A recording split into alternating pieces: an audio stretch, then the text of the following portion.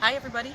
So as I promised you, it's time for another excerpt from my book Tales of St.Marts, and I'd just like to remind you that you can find Tales of St.Marts on Amazon.com and under the author's name Nicole Georges Bennett. So that's Tales of St.Marts. So today I'm going to be reading to you from the fourth story.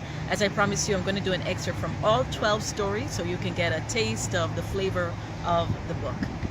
So we are at story number 4, Down by the Riverside. He never took his eyes off her as he completed his mopping and returned the hanky to his pocket. "Sorry I'm late. I got a little lost," he laughed. She couldn't help smiling back. "Well, that's okay. I forgot we were meeting anyways. I always come to the river for a stroll at night," she lied. He nodded as though he believed her. "Yes, I can guess how the river must be nice to watch on a dark night with no moon," he teased.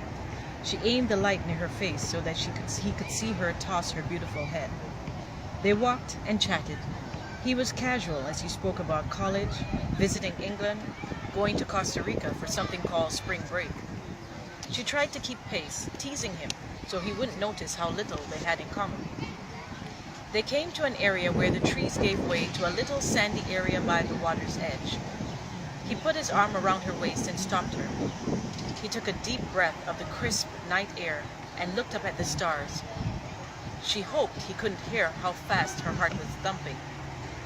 He was going to kiss her. She just knew it. And then what? He was the most attractive boy she had ever met, but she didn't want to end up discarded. In her secret mind, she was already picturing herself returning with him to England. A little premature, but possible. He pulled her closer to him until their bodies touched, and she could feel, rather than see him looking down at her.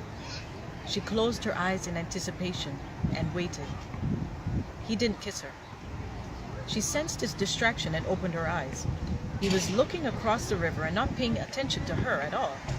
She peered into the darkness and heard, for the first time, the squeaking of soapy clothes being washed. "What's that noise?" he asked. But she couldn't respond because she was frozen, speechless with fear. Her grandmother's tales came flooding back. She crouched down, and he did the same.